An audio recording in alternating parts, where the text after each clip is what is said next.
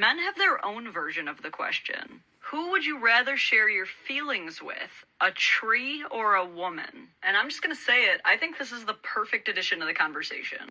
No, it isn't. Yes, it is. Some people are calling this the boys' revenge, but I don't even think this is asked in bad faith. Yes, it is. Let's be for real right now. Let's be really real. No, it isn't. The conversation was in good faith. I need men to care about their mental health in a vacuum. I need men to care about their emotional well-being in a vacuum. It's so dishonest. It's such bad faith to only be vocal about men's mental health or well-being as a way to shut up women. The woman versus tree thing was not a response to silence women. It was to counteract the disingenuousness of the man versus bear debacle. And I'm saying it right now, the man versus bear thing, that's the disingenuous conversation right there, not the woman versus tree. Because the woman versus tree argument stems from an actual issue that's been talked about long while ago. Like, it's genuine, a genuine complaint that men have been talking about for a long time. There are a lot of people just chose not to take into consideration or take seriously. I know that I was not going to talk about the man versus bear thing, but this is more so just a conversation of the men's response to the man versus bear thing, that, the women versus tree thing. And I know this is kind of like a little bit old by now, but I just wanted to address it quickly and also explain why I said that the man versus bear thing is the disingenuous argument or the disingenuous conversation. The only time you advocate for men's mental health or well-being, for men's emotional health and well-being, if the only time you advocate for that is as a counterpoint to women complaining about some shit, then you don't care about either. You don't care about the men, you don't care about the women. Really? Because that logic can also apply to women who engage with the bear versus man conversation. Weak. I'm not talking about this specific creator, by the way. She actually does make content about men's emotional well-being, a lot of it. Sometimes she makes kind of pandery content, but she's at least putting in the effort. She's putting in more effort than a lot of men put in. And that's the issue, because she's not a man. Women advocate for men's emotional well-being and vulnerability more than men do. No, they don't. They don't do that. A lot of women, although there are women who do that, but a lot of women, especially today's day and age on the internet, social media, they don't advocate for mental and emotional well-being. They only do it when it pertains to conversations about women's issues and how men negatively affect them. They don't actually address men's issues properly. A lot of them most likely minimize it. They minimize the issues. They deny those issues exist. They blame them for their individual mental issues, even things that had outside of their control. Whenever I hear about the male loneliness epidemic, I think about something my therapist has said to me so many times, and he refers to a book every time he talks about this. I don't know what book it is, but maybe someone can tell me. It's about how historically women have always had to have endless empathy for men at all times, and we were never allowed to express it. And every single time he talks about this, he would tell me about how in the 50s and the 40s, women would snap and flip out on their husbands, and that's when they would get thrown into like an insane asylum. It's like all women, I often talk about how I feel guilty for having a legitimate reaction to something a male did to me that I then have to coddle them so they don't feel bad about it. Since we're all collectively deciding to no longer be endlessly empathetic, we can maybe put all the men who complain about the loneliness epidemic in the insane asylums. We can bring them back just for that purpose. Oh no, it's the consequences of your own actions. They'll blame them. They'll mock them for it. They'll emasculate them for it. Let me just stop there, because I'm going to bring up a topic soon. I'm going to bring it later. That shouldn't be the case. It shouldn't be the case that the only time men come out the woodwork to talk about their emotional problems is as a counterpoint to women. Oh, well, women don't like being assaulted? Well, sometimes when I get sad, they're hard to talk to. Be for real right now. Be so for real right now. You, sir, be so fucking for real right now. As if any man would genuinely just respond this type of way when a woman talks about assaults. Most of them don't respond this type of way and bringing up this issue. And as if assault is something that's exclusive to women. Again, why are we doing this? Men also get assaulted by women, but they don't talk about it because women also shut them down. And I've seen it. I've seen on social media, not just TikTok, but all social medias, men that talk about their experiences being essayed. And there's a bunch of women, and even some men in the group as well, that respond with stuff like, what did he do to deserve it? Or he wasn't abused, he's a man. Or, just minimizing his experience altogether. These women are talking about, at least with the bear, the worst that it'll do is unalive you. That's the worst. At least with the bear, people would believe you. At least with the bear, people won't ask, what were you wearing? And then men come in like, counterpoint. I was emotionally vulnerable to a woman one time, and she threw it in my face. So... You're right. Both of those scenarios are not comparable, because one of them is more realistic than the other. And let me just tell you, it's not the former. These types of questions that I've seen with women trying to justify picking the bear, like, I personally don't really care if you pick the bear itself, but it's just your reasoning is illogical. It's like you've never even seen a bear. Oh, wait. Most of these women have never even encountered a bear in their life, and are talking about it as if the bear is just an extension of a human. About, at least the bear wouldn't do this, at least the bear wouldn't do that. There's a difference. Just because the bear wouldn't do it because it can't. There's a difference between can't and will. Just because something can't do something doesn't mean that it won't do it. Just because a bear cannot do certain things does not automatically mean that it won't. Not to mention this blatant, just ridiculous statement of, the worst it will do is kill me, as if you've experienced that before. Most of you have never encountered or experienced being mauled alive by a bear. And don't you find it weird that you're saying that while invalidating like bear attack survivors and victims of fatal bear attacks? Like, I mentioned this in this video. Like, these women would never say that in front of that kind of individual, that an individual that has experienced the bear attack. They will never have the balls, the audacity to say something like that to their face. And these are the same type of women that will say that men that respond or disagree with their opinion are invalidating their emotions and experiences, while they're simultaneously invalidating the experiences of actual bear attack survivors. We can have genuine conversations about women feeling unsafe in the streets or in public or whatever, and women being actually assayed and all that. Like, that's important. That should be talked about, and that's valid.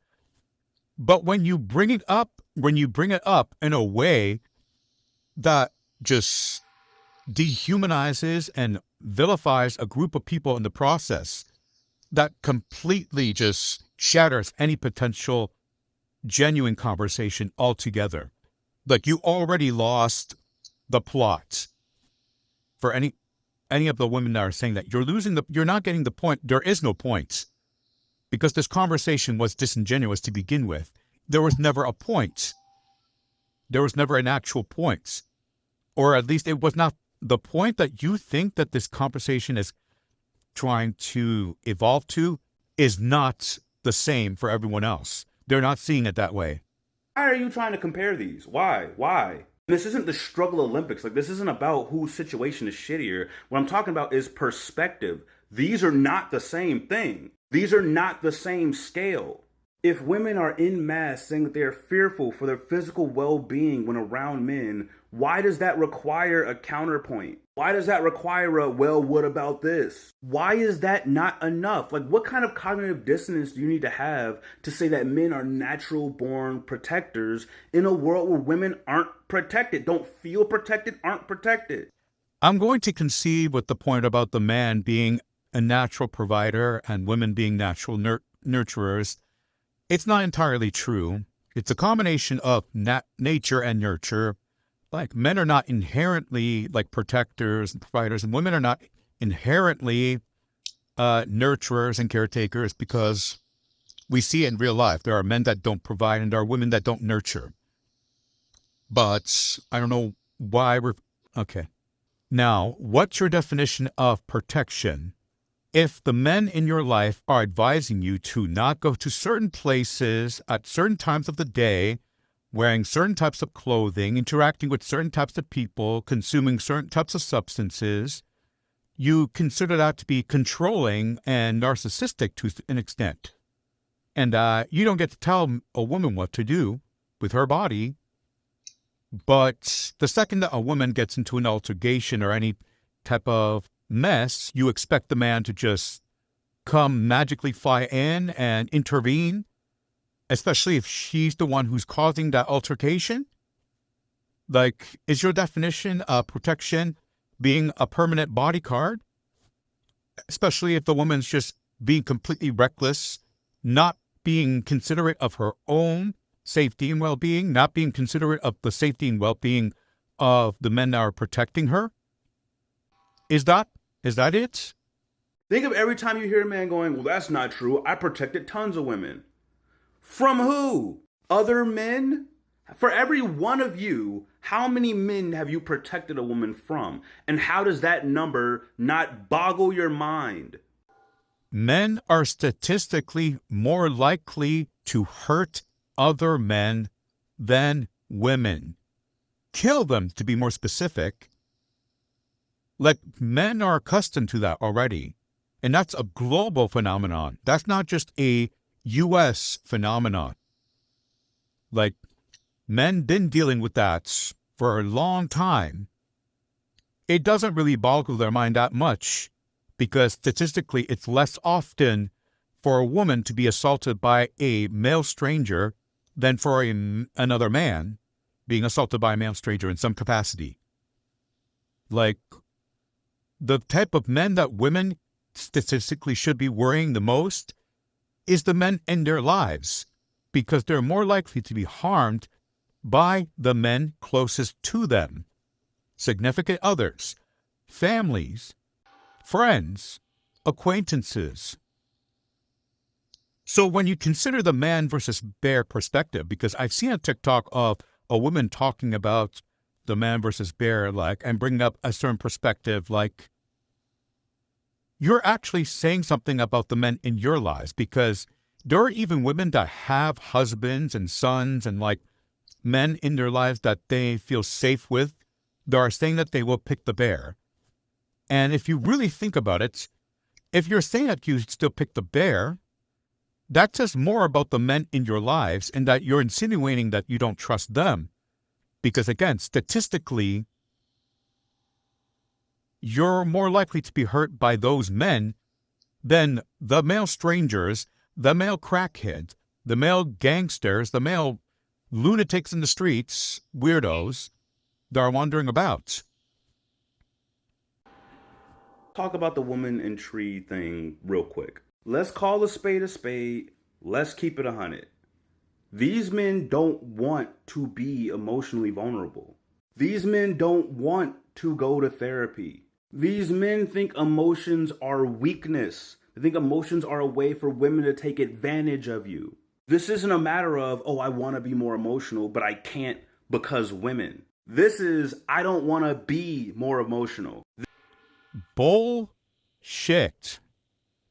Everything that you're saying right here is absolute bull crap, doo-doo, caca, nonsense. That doesn't even make any fucking sense. You're just trolling at this point. The panda bear just cannot stay contained. Can you? There are plethora of men that absolutely want to be emotionally vulnerable and more emotionally connected with women. The women in their lives, the women that they're dating, the women that they're related to, they absolutely want to be more vulnerable. They do. And they go to therapy. Like, I don't know why. All I have to say is just source. give me sources. Give me any type of actual empirical evidence that the men who complain on one breath that women don't want men who are emotionally vulnerable, but then on another breath saying that I don't want to be emotionally vulnerable. Prove that. Source needed. Because otherwise it's just bullshit coming out of your mouth. This is one time this girl hurt me when I was emotional and I never got over it. So I don't want to do that anymore because trauma. This is some single dude on a podcast told me that you can't show emotions in front of women because they'll think you're weak and they won't respect you. So I'm just not going to show emotions. Y'all need to heal. Look inward. Seek therapy. You're right. Those men do need to heal and seek a therapist and have those feelings and those trauma resorted. But I find it so interesting that you're just completely disregarding the women that caused their trauma, as if it's not significant to your point. Hold these women accountable. The women that disregard or break the men's trust when they were trying to be emotionally vulnerable with them, because that's actually a traumatic experience that you just mentioned. But you don't even touch on the women that caused it. Because I've done the polls with my sample sizes being hundreds of thousands of women, and overwhelmingly they say that they do not want emotionally stunted men. They would prefer their men to be emotionally intelligent, emotionally open, emotionally vulnerable. They want that. That's what the results have always said. And have you actually tried talking to the guys about this issue? You know, the very thing that's centered around them? Oh, wait. I'm pretty sure your male following are very small. But even still, I'm pretty sure you wouldn't talk to the male following about that specific experience because you're out there borderline trying to invalidate that experience or trying to minimize it in some sort of way that makes it seem less valid than what it actually is. Classic Panda Bear. I don't give a fuck about that. You don't give a fuck about your own emotional well-being, because if you did, you'd be able to advocate for it in a vacuum. You wouldn't need to make it a counterpoint whenever women had a complaint about something. Like I already said, they do on multiple occasions, but they're often just told to shut up. Like how this dickhead, for example, is doing. What is it with pick-me boys saying stuff like, oh, men suffer in silence? What the fuck am I always hearing about it then? How about you shut your mouth to actually suffer in silence? Emotional vulnerability is not a weakness. Being emotional is part of the human experience. Yeah, no shit. Your fear of being emotional or being emotional around women is not about women. That's about you. No. Women are part of the problem. And I'm not just talking about women that these men are dating. Their mothers, their sisters, their aunties, their grandmothers, their teachers, therapists even. Like many women, they are part of the problem. Like if women actually cared about men who were emotionally vulnerable and healthy, then men would be more willing to open up to them. It's not that hard. Because there are women that do not want a man that's completely emotionally vulnerable, especially if their issues pertain to how the women behave and treat them. Because a lot of them don't like that. They only want emotional vulnerability when it's convenient for them or when it validates their feelings. They don't actually care about the men's feelings, these women. And I'm not talking about the women that actually want that, because if you did, you would actually listen to what your man has to say. And I mean actually listen, not listen to counter-argue, listen to understand. Listen to understand how you treat and how you act between him. Even something as simple as, I don't like how you do a certain thing. If your immediate response is to be defensive or argumentative in any way, shape, or form, that will make it less likely for him to open up to you, because you're not receptive to any type of emotional vulnerability or even just simple criticism. If you can't even handle criticism, basic criticism, then you cannot handle a man being vulnerable with you. And it shows every single time. You women show it desperately, like openly, shamelessly every time. That a lot of you don't actually want a man that's emotionally vulnerable with you, emotionally healthy with you, emotionally available. You demonstrate that. And for you, sir, to try to take that away, like take women's responsibility away to make it seem like it's all on them or that they're just delusional or that pretty much gaslighting, you're basically just gaslighting these men at this point. That's all in your head. These women actually do want you to be emotionally vulnerable. And I'm just going to clarify over here, there actually are women who genuinely want a man that's emotionally vulnerable, but there are also a considerable amount of women that don't actually want real emotional connection and vulnerability. They just want to be comforted. If men were more emotionally open and more emotionally vulnerable, women would probably feel safer around them. They'd probably pick the bear less. That's my take on this. I'll see you guys in the next video.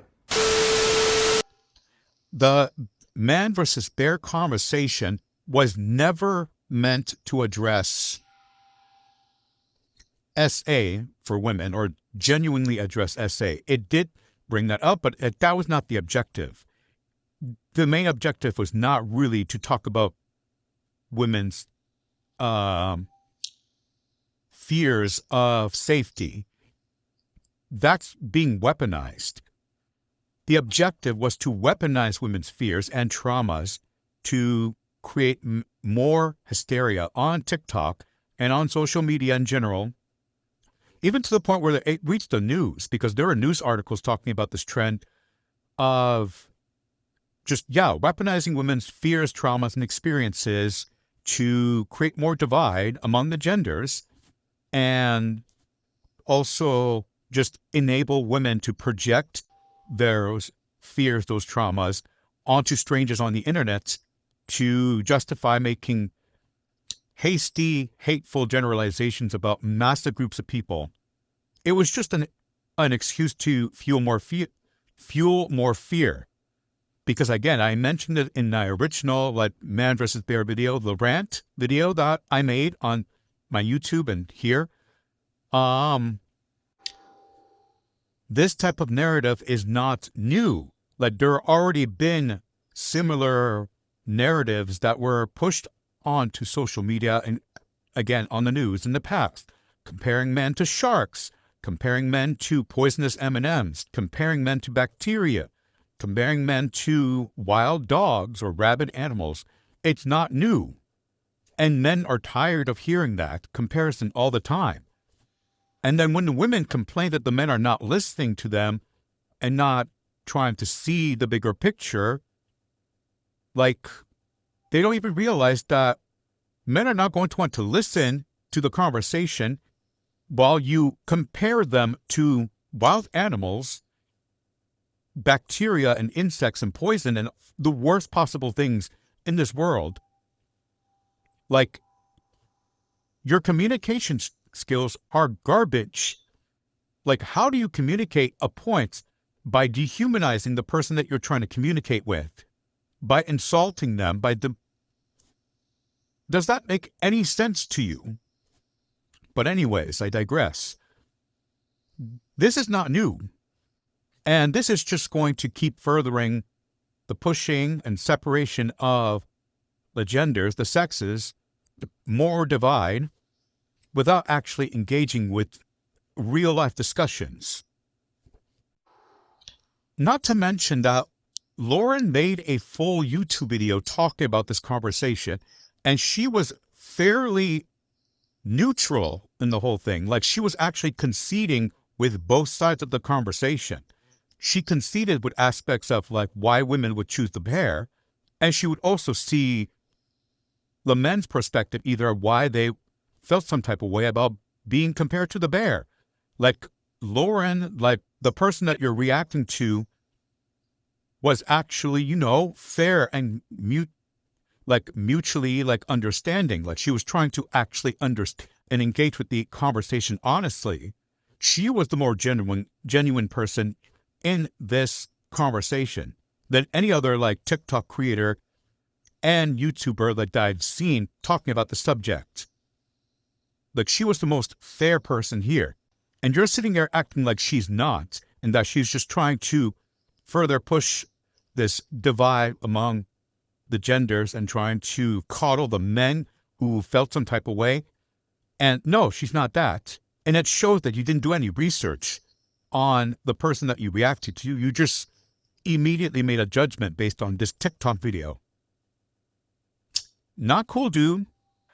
One aspect of why the man versus bear conversation was not genuine to begin with was because of the women who disagreed with women picking the bear, or the women that claimed that they would pick the man, and the women that responded to those types of women. Some of the responses. I've seen TikToks of women wishing those women harm indirectly, of course, because if they actually just said what they wanted to say, they would most likely warrant getting a report or having their comments automatically taken down or whatever. They would probably get reprimanded if they said it directly. But they pretty much implied wishing that woman harm for disagreeing with them. Dana Dane, for example, that TikToker, for example, she received a comment from a woman wishing her harm after expressing her disagreement with the man versus bear conversation or sharing her opinions of it. Yeah, it was never about the actual conversation of women's safety. It was a compliance thing. And I mentioned this in another type of video before. The first ever woman that actually replied to my video or made a response based on the way that she responded to me and how women were talking. They wanted compliance. They wanted people to blindly agree with their opinions without any type of pushback. And if they did receive pushback, they would use every single manipulation tactic that they can pull to try to maneuver the conversation in their favor. They would guilt trip. They would claim lack of empathy. They would gaslight, minimize people's experiences that contradict theirs. Yeah. Not genuine.